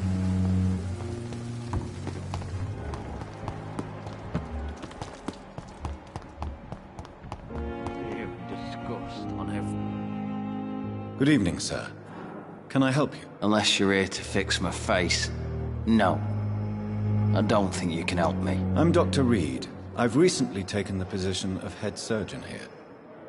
War injuries, am I right? You guessed right, Doctor. German shell took my pretty little mug right off. But they still call me Thomas Elwood. Goodbye for now, Mr. You disgust on every street corner.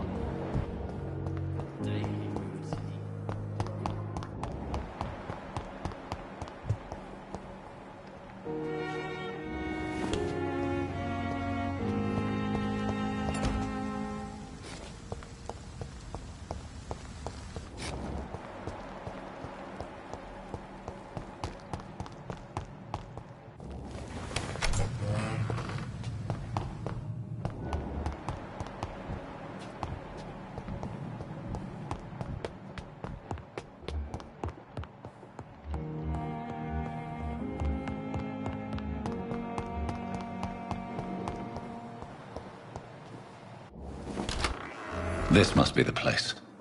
It's definitely away from prying eyes. Relegated to the shadows.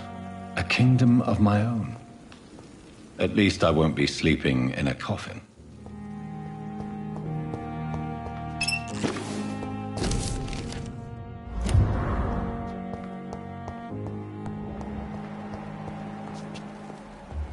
The flower's dying. It needs water.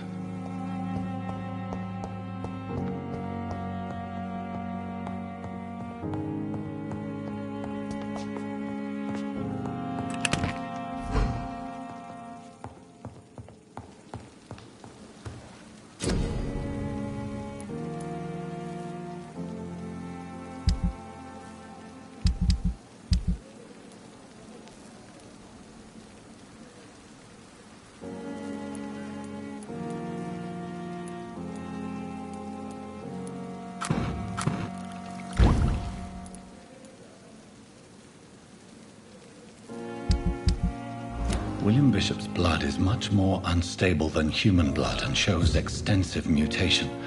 But this is not what happened to me. I must keep on searching. The sun is about to rise. I can feel it. I'll continue tomorrow night. I have so much time now.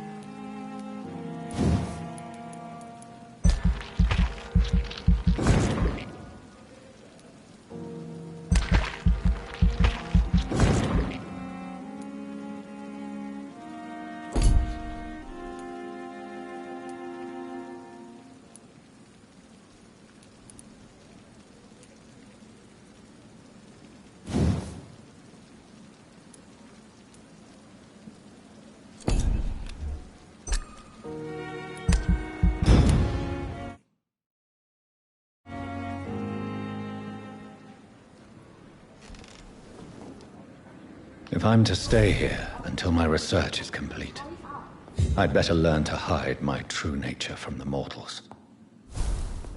But what about my thirst for blood?